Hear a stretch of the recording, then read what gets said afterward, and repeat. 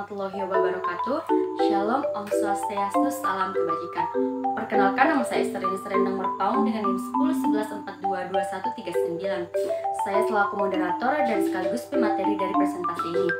Sebelum saya memulai materi, ada baiknya saya memperkenalkan teman kelompok saya, yakni Rifka Srehana Monwarfa dengan NIM 1011422180 dengan Safira Ilahudia 10114221.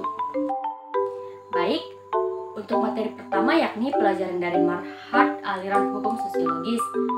Marhab Aliran Hukum Sosiologis bertujuan untuk menyediakan hasil analisis hukum yang lebih luas dengan mempertimbangkan konteks sosial masyarakat yang lebih luas.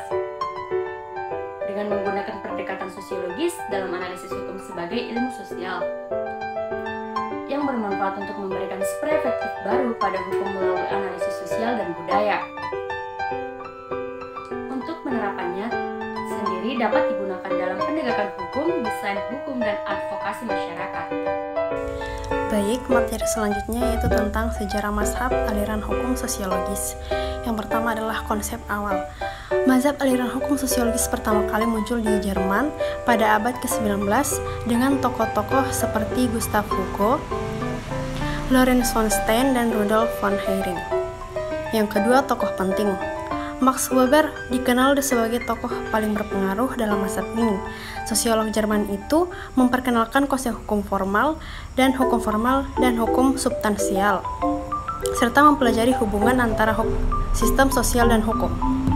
Dan yang ketiga, perkembangan. Mazhab ini berkembang pesat di Eropa sejak era modern hingga awal abad ke-20. Saat ini, aliran hukum sosiologis masih dipelajari di banyak universitas dan lembaga pendidikan tinggi di seluruh dunia. Baik, materi yang kedua yaitu tokoh-tokoh penting dalam mazhab aliran hukum sosiologis. Tokoh yang pertama yaitu Max Weber, sosiolog Jerman yang memperkenalkan konsep hukum formal dan hukum substansial serta mempelajari hubungan antar sistem sosial dan hukum. Tokoh kedua yaitu Emile Durkheim, sosiologi Prancis yang mengembangkan konsep fakta sosial dan mempelajari pengaruh norma-norma sosial terhadap perilaku manusia. Dan tokoh yang ketiga adalah Max Horkheimer, filosof Jerman yang memimpin sekolah Frankfurt, suatu kelompok pemikir kritis yang mempelopori kajian tentang hubungan antara kekuasaan dan hukum.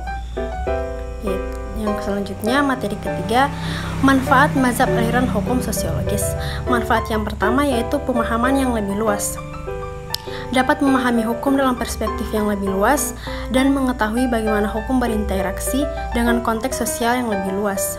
Yang kedua, reformasi hukum. Mampu memperbaiki sistem hukum dan mereformasi hukum dengan cara yang lebih sesuai dengan kebutuhan sosial. Dan yang terakhir yaitu kritik yang lebih tepat.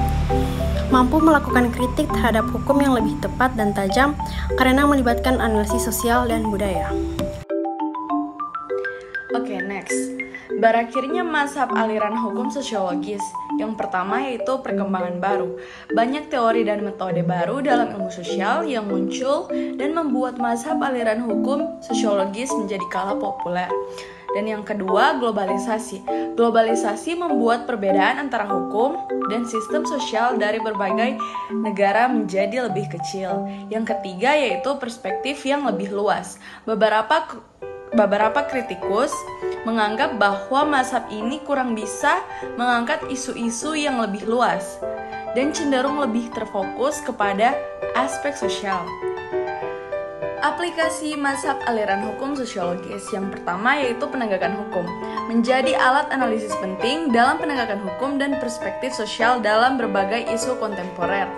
Yang kedua, desain hukum. Dapat digunakan dalam desain dan perumusan hukum yang lebih sesuai dengan kebutuhan sosial dan masyarakat. Yang ketiga yaitu advokasi masyarakat. Dapat digunakan sebagai alat advokasi bagi masyarakat yang ingin membuat perubahan sosial yang melalui perubahan hukum yang lebih baik. Kesimpulan mazhab aliran hukum sosiologis.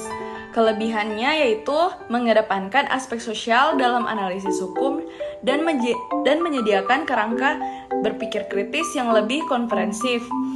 Kekurangannya yaitu kurang bisa mengangkat aspek-aspek yang lain yang tidak terkait dengan sosial seperti aspek historis dan politik. Yang terakhir yaitu relevansi. Relevansi mazhab aliran hukum sosiologis tetap relevan dalam analisis dan pengkajian tentang hubungan antara hukum dan aspek sosial. Sekian pemaparan materi dari kami. Mohon maaf jika ada salah kata. Saya Esterlina Serendang Merbaung dan teman-teman saya pamit undur diri. Assalamualaikum warahmatullahi wabarakatuh.